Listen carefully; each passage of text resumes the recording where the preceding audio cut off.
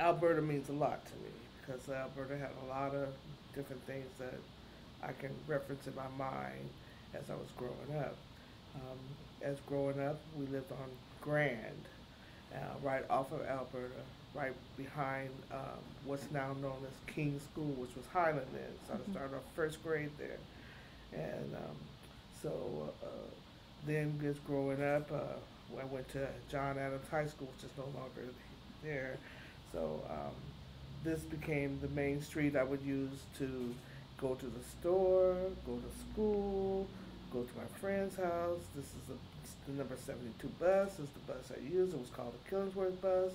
At that time, it wasn't TriMet, it was Rose City. So, but this is the neighborhood I became very familiar with. Like I said, I went to the store on the street, and my primary store, being a kid, was Franklin's, which is now known as Jack's Chicken, and bought a lot of penny candy from there. But he always had a little box of fruit. Elder Franklin was kind of really like a little head of the curve. Even though you bought fruit, I mean candy, you could still see fruit, and you could, if you wanted fruit, you could get fruit. But he was very good to us. You know, he was from the neighborhood. He lived in the neighborhood. He lived right by his store. Well, he owned several places on both sides of the street. So he would tear down. He tore down his house and built the store where Jack's Chicken is now. And then he built some apartments right across the street from there. So he never left the neighborhood. So he showed us that you can survive in the neighborhood. You can live, you can make a living, and you can, and be credible. There was also the Scots, which owned Coast Janitorial. Yeah, I'm sorry, yeah, Coast Janitorial, and we went to school with the Scott kids, and so we grew up respecting the Scots and Coast Janitorial. There was Priestley Oil. I mean, there was just so much black business that you see. You see Mr. Severe, who was my grandparents' garbage man. I remember him carrying them when they carried the cans on their shoulders and took them to the truck. But he also had a business on the street. So it was just, even though you know it wasn't really known as a black business community, but it actually was. This is where you could see black people going to work, African Americans, um, really being about making a home for their children and a place to work for their children, because there was this beyond, well, in downtown, you basically, if you see black people working, they were using the elevator, or or the janitor, but you didn't see them actually being the cashiers handling the money. So these people had a business where they handled the money, where they handled business. Mr. Scott was very well known for running his janitorial business and making a business for his children. Elder Franklin had a business that he employed his children. So it was not just like I have a business and anybody can apply. They were building businesses that would be substantial enough not only to take care of their family, but for their children could see that they could have a legacy and move on. I currently now work for Mr. Booker, and Mr. Booker passed away in 2012. But this man meant so much to me because going to the high school that I went to was an experimental high school, and the first the creator was a Harvard professor, and he had this idea about if we give kids this freedom to make these choices, they would learn. It was a great experiment, but they just didn't screen the kids in. So kids Mm. now that were so used to being confined to being in a classroom setting, and you go to this class, you go to that class, and they had like hall monitors. Now these kids could just roam, and that's what they did. They roamed, but it was a great experience because I believe I learned. I mean, that gave me the motivation to I could be whatever I want to be, and the teachers there. Gave me especially the black. Well, no, I would say all the teachers. They had just a different idea about learning, so they really encourage and really encourage independence in learning. This street here, Alberta, also had a number of different learning opportunities in itself. POIC had a data entry, or let's say key punch is what they called it then.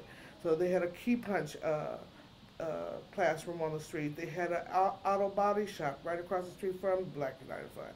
They had a lot of different things that says there's opportunity and hope. The Alberta's the theater on 30th in Alberta is where I went to see a number of shows. You know, where they wasn't showing black shows downtown at the Orpheum or the Paramount, but this 30th in Alberta brought Shaft. So you know, we ran to that. You know, we see blacks on. Oh, no, you know, because that was not something. This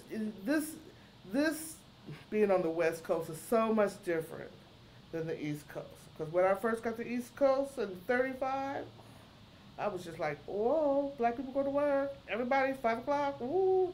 I mean, I was just in culture shock. Mm-hmm. So when I came back and then started work for Mr. Booker on Alberta, he started to talk about black history, which I never got a chance to learn in school because it wasn't taught. Mm-hmm. I mean, he asked me questions for like 3 or 4 times about Emmett Till. I'm like, well, yeah, I know. And he kept on asking me, do you know about Emmett Till? Yeah, I know. I didn't know. But he kept asking me. He kept asking me till I knew. And then he started going through and, what Emmett Till meant to him. Because, let's say, 55, he was born, I must have been about 10 or 11. No, 55 is when I was born. But so I was just really kind of young. I really didn't get into the history, but he made me walk through that.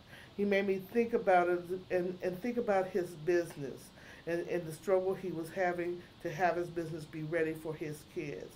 And they have. I mean, his grandkids and his kids all worked out of his business, all because he knew what struggle he had in working out there. He worked at the post office. He worked at this factory called Hercules, and it was hard for him. It was hard for kids at that, even in the 70s, to get good jobs and to work hard. So Alberta means a total lot, to me. My parents moved. I thought we just moved from Grand Avenue to 16. I'm like, oh wow, we didn't made it. No, we didn't. But my father bought the house, and it was for $17,500. And my father worked every day. Every day. My father had polio, and but his mother was such a determined will that he was gonna make it, and he worked for the city for 29 years and didn't miss one day. Wow. Did not miss one day, and I know that he worked hard. And when he retired, he still went to work. I said, Dad, what you going to do? Oh, I got to go to work. I got to be working 5 o'clock. I said, well, I thought you retired. Oh, no, I got to go to work.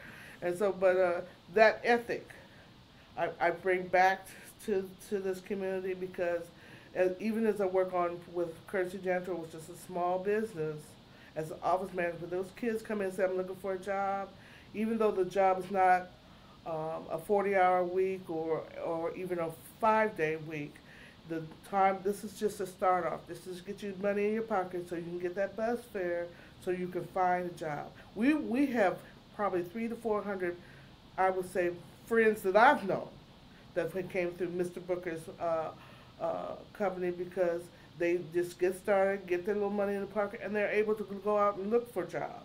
And then part of my history has been living right in this neighborhood. I've worked for the government in terms of doing employment and training. So I could kind of say, what your interview is about, how do you talk to somebody, how you look them in the eye, how you tell the truth. Even if you got a bad something you have to tell them, a negative something that you think is, oh no, I can't tell.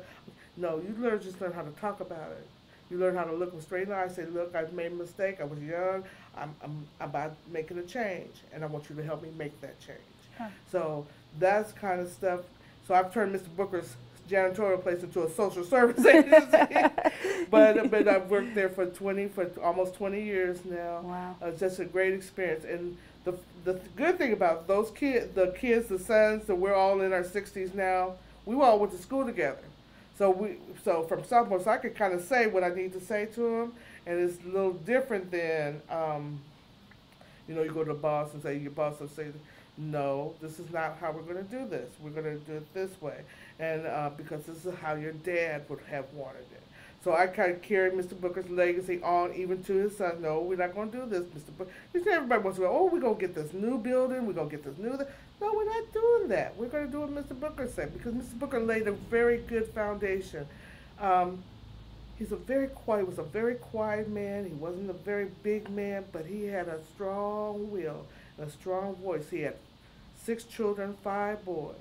Wow. And those boys, I mean, I've seen him, we in our 50s now. And he said he called a meeting. I see him, the boys would start sweating, part pulling their collars because they knew what their dad said they had to do. And we don't have that kind of respect nowadays. You know, Yeah. I see kids come in and it's just awful. So my thing is, Alberta could make the improvement, but don't do the displacement piece. Yeah. You know, if we're going to be about renewal, we're going to be about renewal, but we're not going to be about displacement.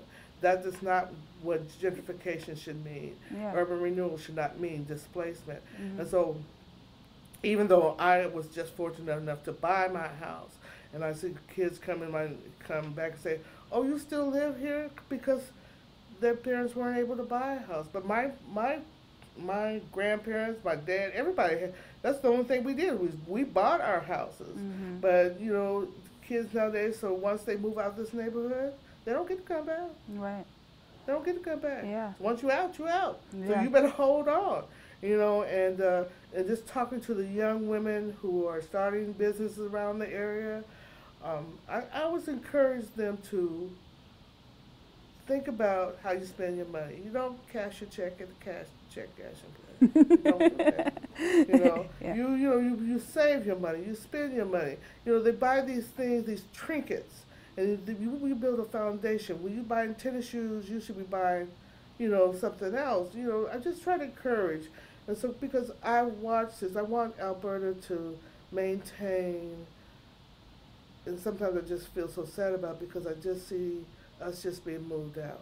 Yeah. And maintain a presence. Yeah. You know, so I see that as my major part of it. But Mr. Booker told me that they own the Texan. They own that building down there where let's see, the bicycle shop is, and they needed a roof. They had enough members to apply for a loan, and they were denied. And then a couple of years later, you know, the gentrification started, and someone bought the building, or so I don't know who anyway. They bought the building and they got a roof. Yeah. Well, it sounds like what Mr. Booker and some of the other elders in your community when you were growing up did was they held not only their sons accountable, but the community as a whole accountable. And I think that now that people are being displaced, because I've grown up in this neighborhood as well, now that people are being displaced, that little bit of accountability is no longer there. No. And so what I'm hearing is that he made a place for not only his sons to work, but for the community as a whole to work, and you're trying to keep up that legacy.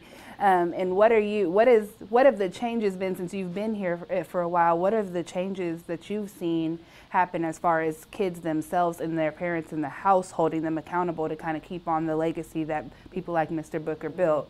Well, we got a lot of individuals who did own their homes. Mm-hmm. Probably bought it at the same time my dad bought his, $17,000.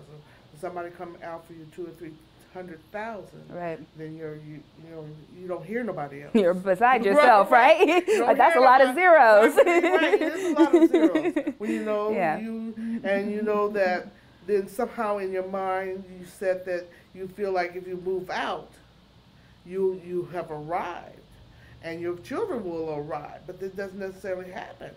You know, because it's just a perception that you have. It's not reality. Mm-hmm. You know, so even though a lot of things happened on the street for me, my son was murdered.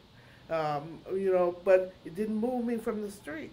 And it was my thing was, you know, I need to stay here because I need to show that there's a difference. Mm-hmm. You know, I can't run, I can't hide. I go to school, I come back, and I say, you know, and I studied community development. Mm-hmm. And I studied urban renewal, and I studied planning.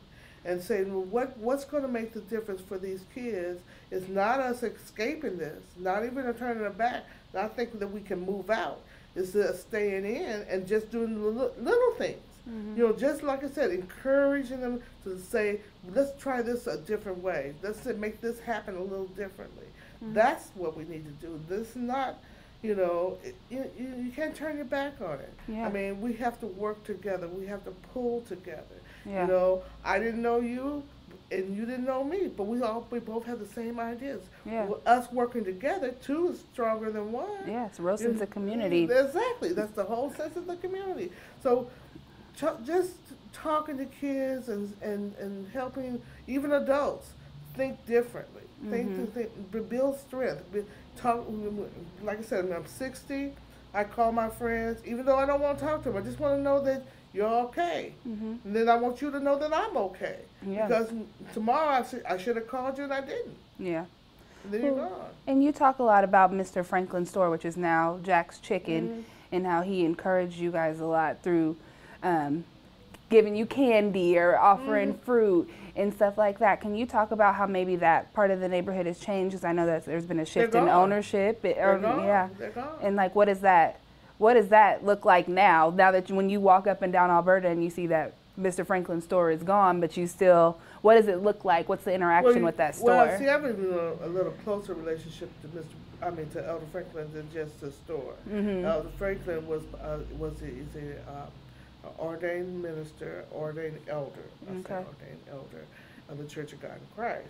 And so I was the secretary for the Church of God in Christ under the same jurisdiction that he was. So I had a lot more interaction than just the candy store.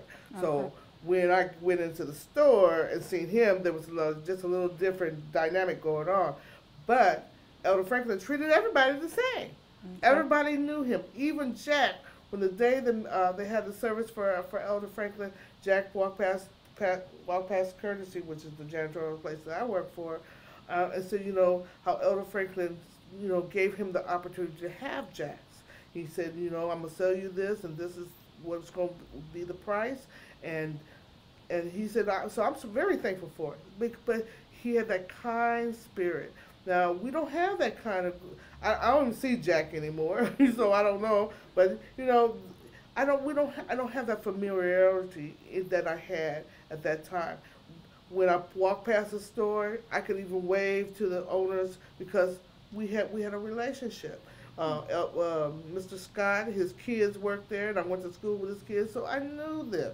You know, so I don't have that because there's so many people who are in the neighborhood, who work in the neighborhood, but they don't live in the neighborhood. Right. They have no allegiance to us. They, you know, a lot of them may be even frightened, you know, because of what they read in the newspaper. And then the few who open up don't last. You know, it's because they're moving on, or their business, they're changing business, or it was just a hobby. I don't know. So we feel displaced. I feel displaced, even though I own my home. Well, I'm buying my home. I won't say I own it, but I'm buying it. And I work in the neighborhood. I only work. Mr. Booker's place is only half a block away, so I have a real ease. But I can't say that I feel that same comfort. I have that same comfort level. There used to be a store. Right now, there's on 16th and Killingsworth, which is the next commercial street up.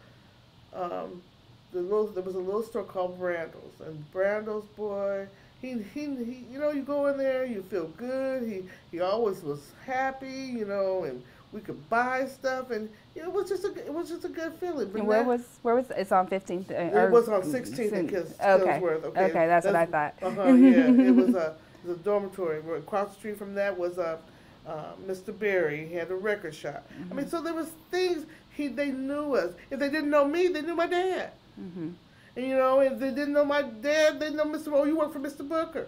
You know, though you kind of get a new personality, a new name, a new persona as you go through the neighborhood because of who you work with or who you knew. You know, going to the grade school there. You know, the king. Well, that time it was Highland, and then there was a Mr. Walden who had a kind of like a track team.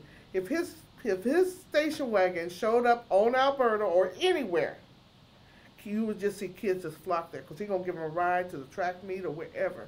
That's just how we have these personalities in our neighborhood that we knew that we could connect with, that we felt safe with, Yeah. we had fun with, we learned with, and they were our teachers.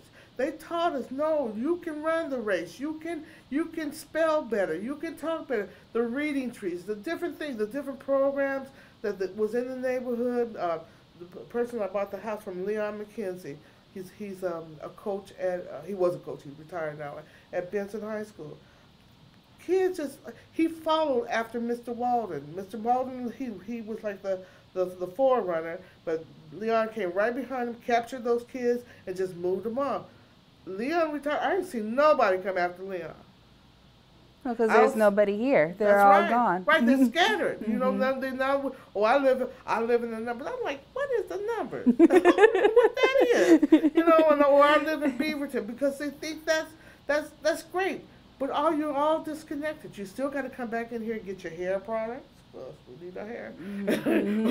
You know, we got to come back in here to our churches. Our churches are not.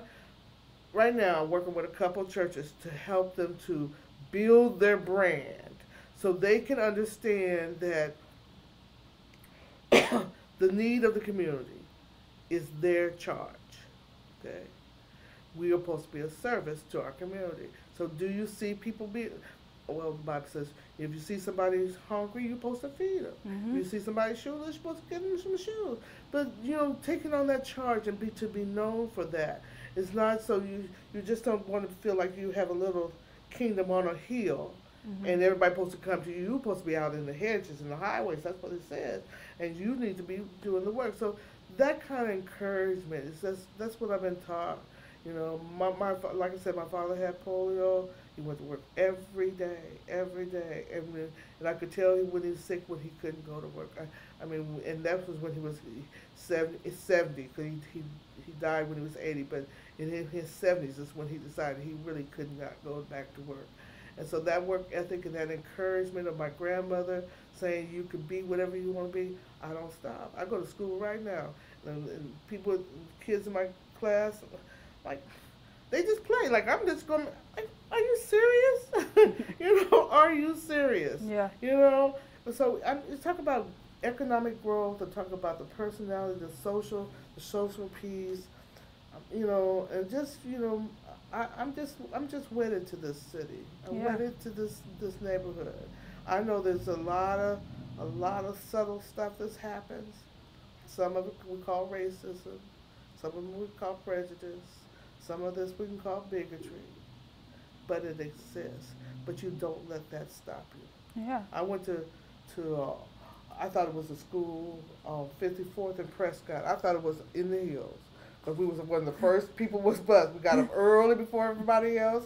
My mother thought, oh, this is great. My kids is on the bus. Like, that was the most awful experience that ever was.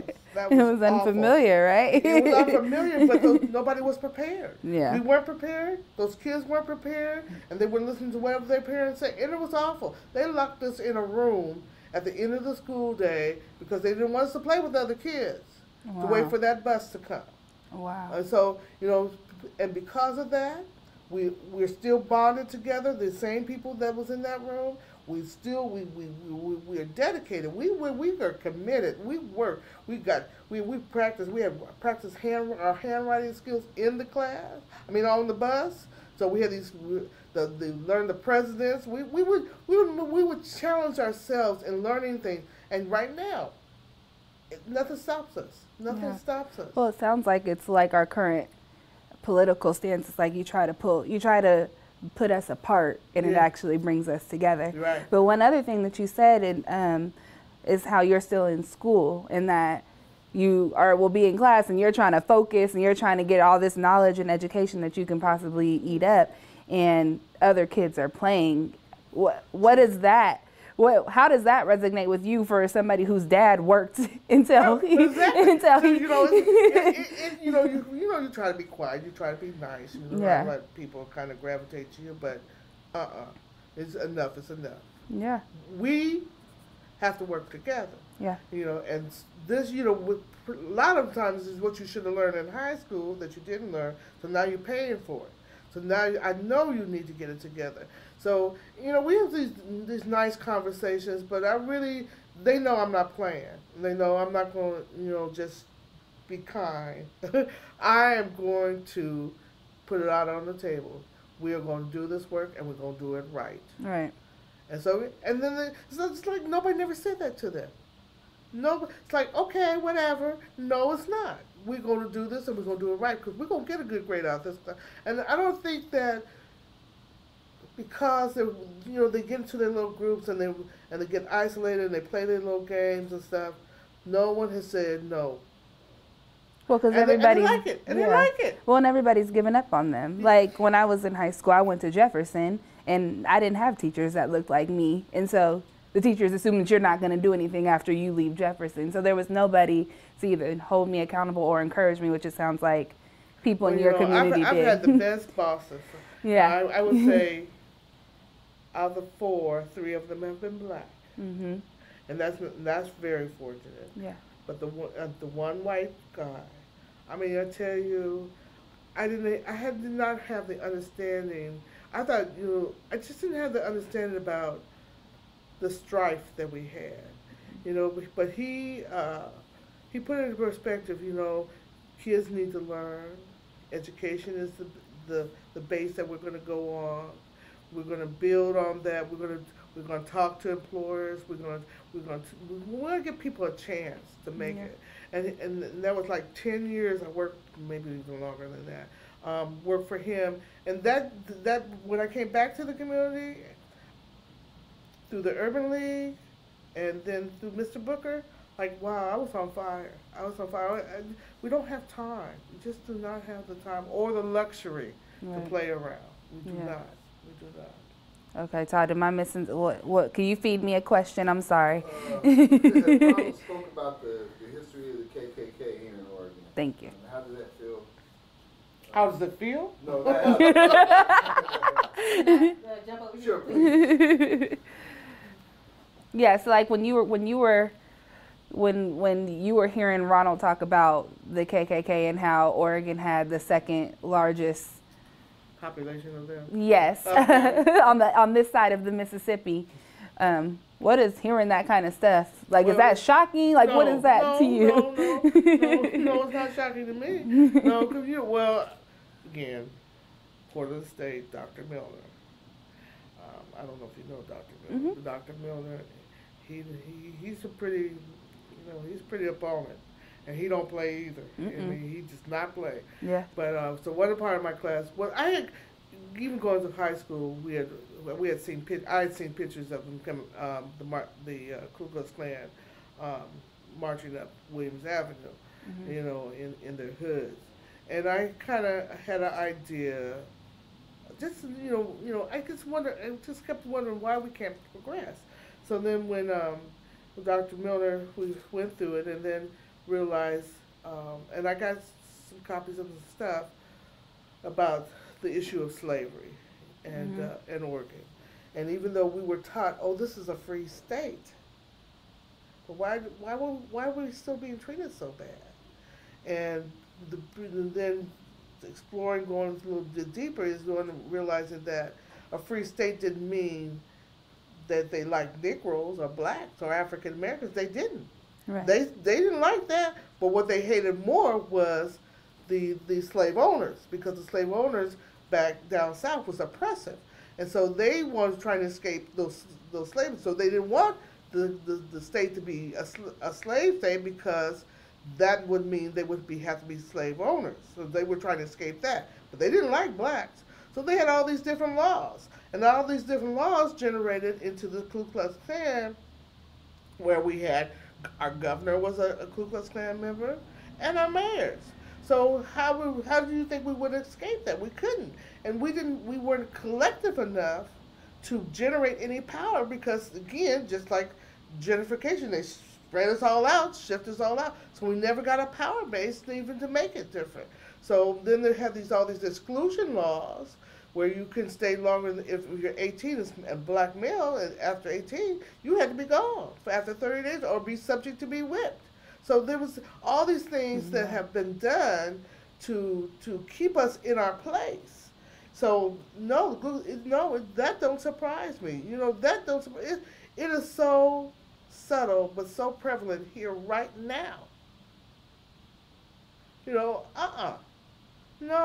and that's why I want to see us take real hold of our education and our economics and bring us come together. And we have to, I'm not march. We have to, you know, have a call to action or something to say, I'm going to support you. Right. I'm going to be the Elder Franklins. The Elder Franklin, because we were together, could historically flourish. Yeah. Because, Well, and so you talked a little bit about how it wasn't Mr. Franklin, it was Mr. Booker. He owned what used to be the bicycle shop. No, Mr. Booker owns Courtesy Janitorial, which I work for now. But his club owned where the bicycle shop is now. Okay. It was called the Texan Club. Oh, right. Okay. And they weren't able to get a roof because they were denied for a loan. Right. And so what I've seen, and I know that I don't have as much history or knowledge as you do, but what I've seen is that my generation is starting to give up because we can't get loans. We can't make enough money to even be back in our neighborhood. How do you see that changing or how can elders in our community help us not feel so discouraged to even come back here and take ownership of what this is? There's certain, I want to say, institutions, the churches, Black United Fund, Urban League, NAACP, they have to come together. But see, I've worked in nonprofit in Portland for a long time, and I've seen a lot of good black leaders, and a lot of not just black leaders.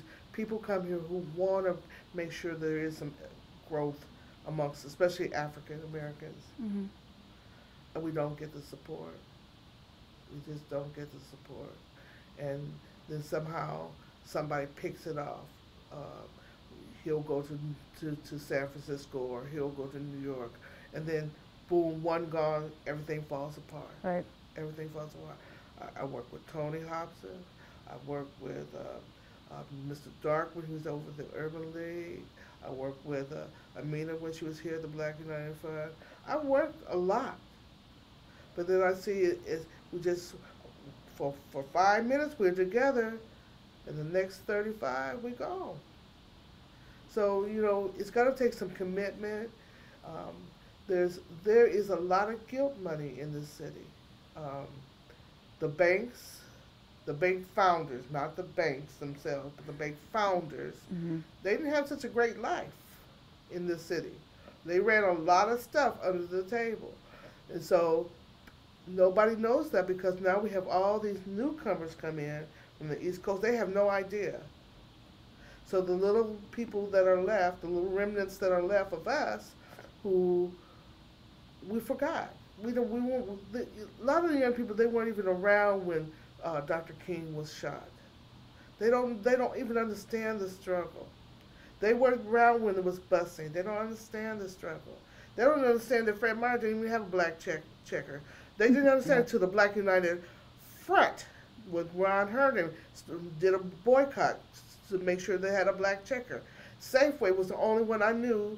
Miss Warren was the only black checker I knew.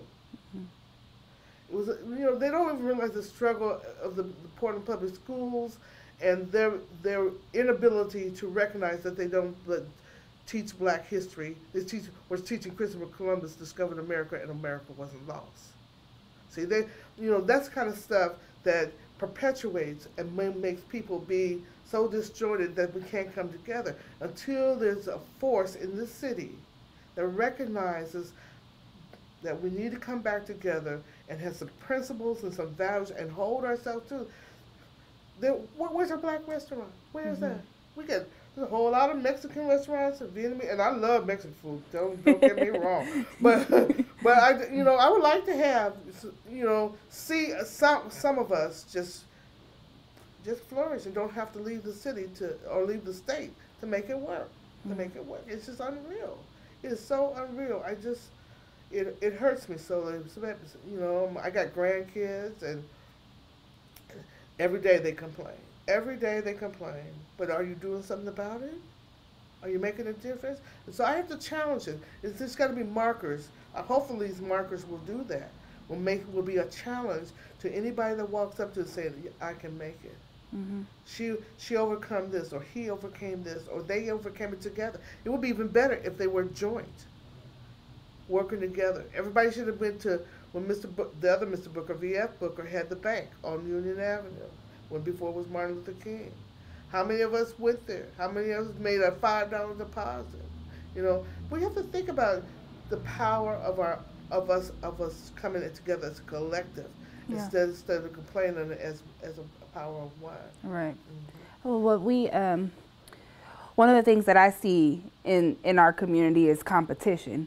Is that we know that there's this guilt money, as you called it, out there, but we all want a bigger slice of the pie instead of sharing the pie. You call it competition. I call it jealousy. I'm gonna call it what it is. Well, yeah. It's not that you have a beautiful sweater.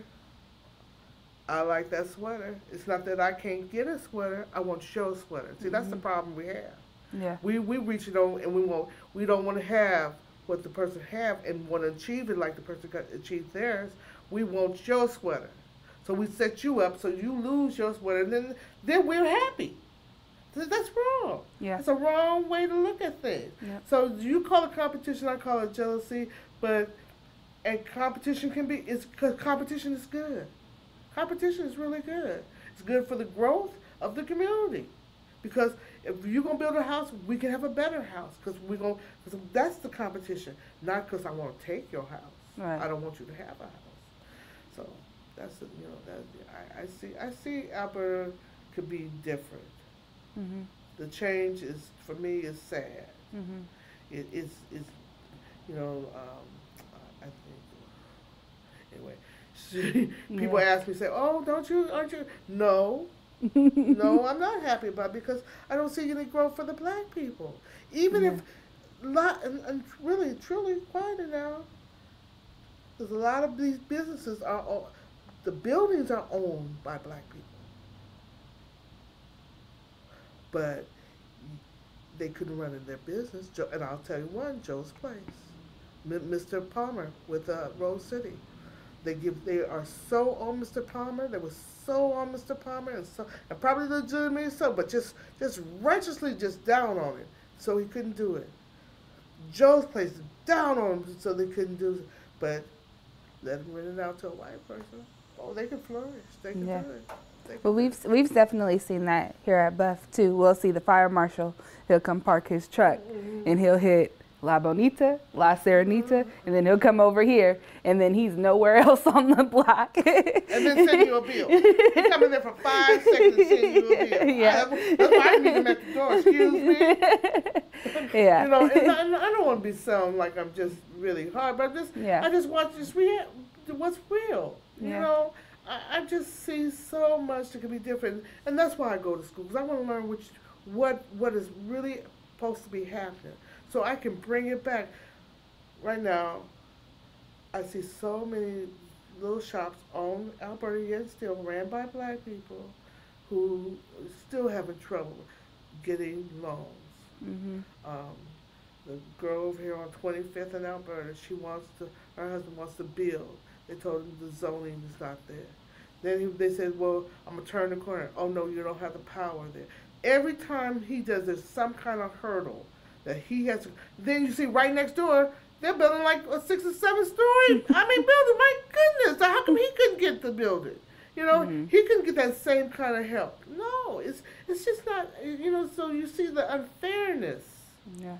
Then you say competition, then people do become jealous. Yeah.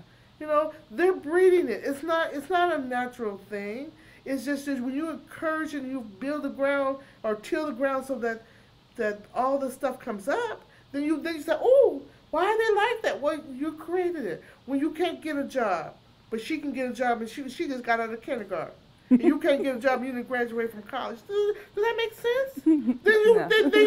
Then you go home and you think about it.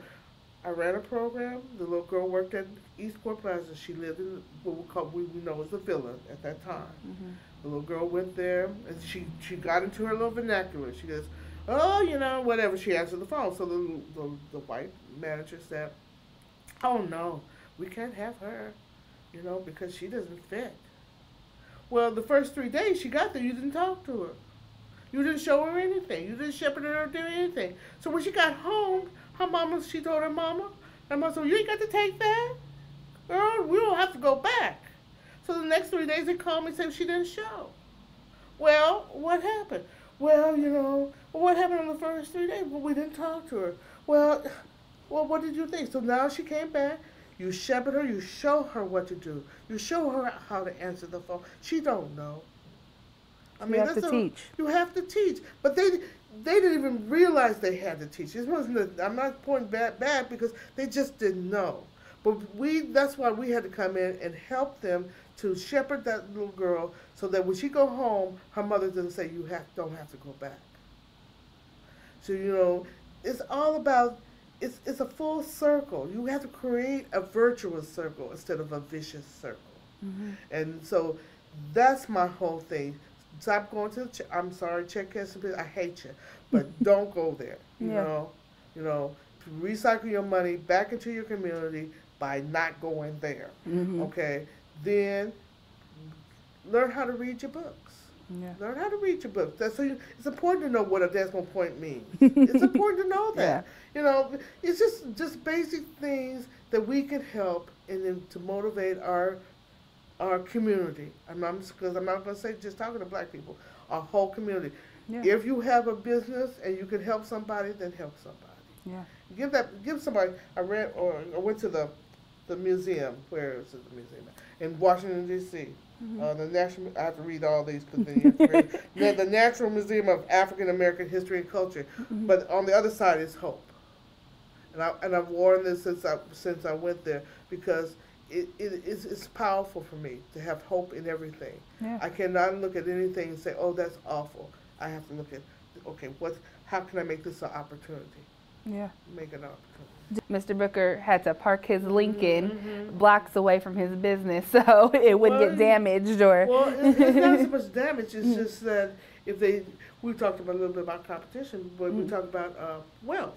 If the Lincoln kind of gave the image that I'm making it, right, because it was like a high-end car. It's a long high-end car, but anyway.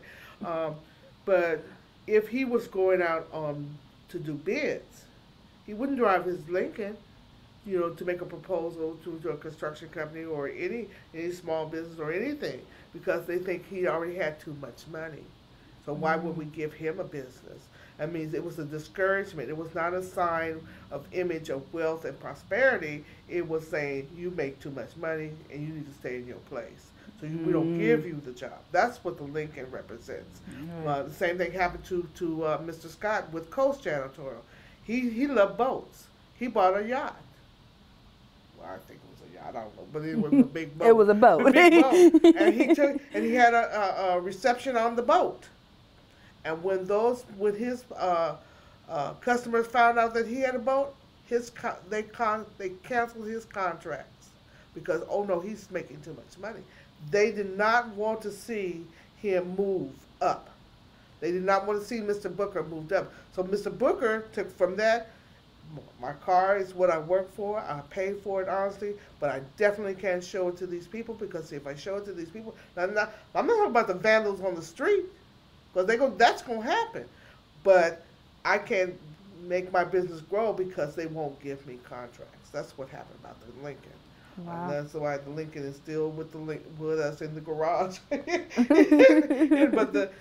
that was Mr. Booker. That's the thing. He was very skeptical. And very practical about doing his business. There was a man growing up. Very coming out the World War II, where he's seen the the prisoners be fed. The prisoners be fed before the black soldiers be fed. He's seen where he would go and people would offer him, going to work would offer him little different things for his family. And one man asked him, did he want some eggs? And the man said, oh yeah, I sure like the eggs. And the man said, okay, I'm gonna give you the eggs, and threw each egg at him. So he has experienced racism from a deep place. So he knew that he couldn't take a chance to risk providing for his family because he wanted to show off he had a car.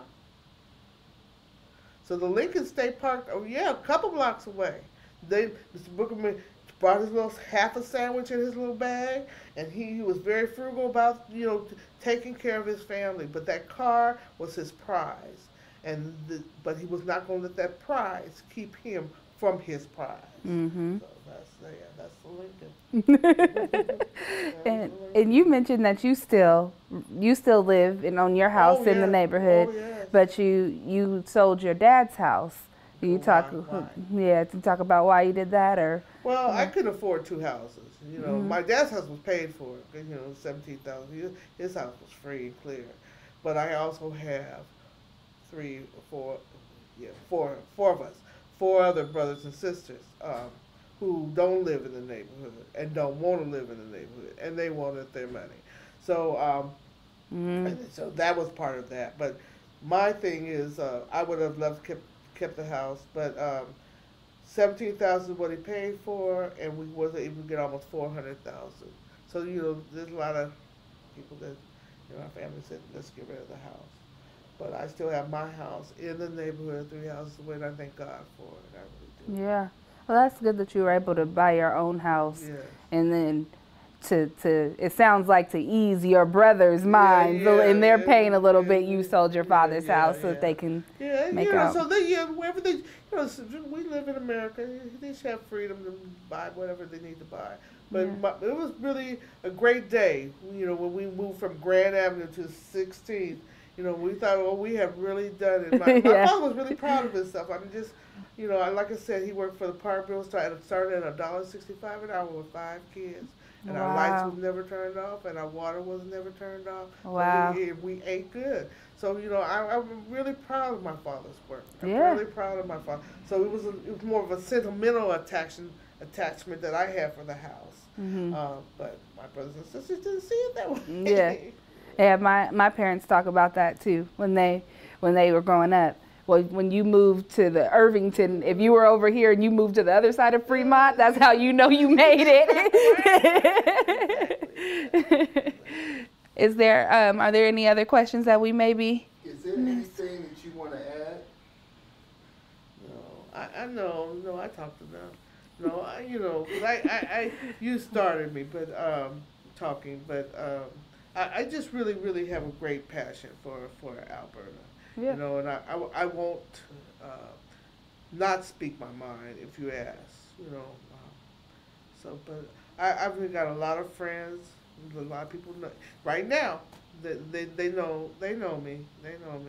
So I don't. What about your friends that did move out of the neighborhood? Do they have regrets now? Oh yeah. And they don't understand what they did. They don't understand what they don't. They thought, good. Oh, I get to move. But then now, when they move, they say, oh, I can't get this, I can't get that. I need to move back, and now they can't. They just really cannot move. So, it's they kind of poor Portland. They I think they knew what they were doing. I really do. The displacement, it goes way back into about maybe the 40s, 50s, when they had a black business community down there by where Emmanuel Hospital is. Mm-hmm. And they came through and did urban renewal, gentrification, as they say, and displaced all those people. Yeah.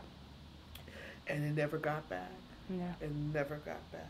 Yeah. So, well, they're doing the Hill Block project now, where they're giving that lot of land across the street from Urban League. They're giving that Yeah. back after they took it and Right, got right, rid of right, right. everything. My mother-in-law was one of those victims of that. You know, Yeah. my grandparents got to live between Seventh and Martin Luther King on Cook Street, so they weren't part of that. But they had a hard time buying their house. The only way they bought their house for $11,000, and the only reason why because there was two school teachers that wanted the house to go to a black family. So they mind. So they got Mr. Plummer, who was the only black real estate agent at that time, to write the deed up. And you know, it's just amazing how black people really had to struggle. You know, Dr. Unthink, his daughter talks about the cross burning in their yard. You know, it's just awful. It's just an awful thing, and nobody wants to not to remedy it, but to make sure there's the efforts that everybody on this street, there should be black people working on this street. How many black kids do you see working on this street? Oh. And they shouldn't have to, but they should know that these people, there were some people here before us. Don't displace them. What can we do to make sure that these things happen?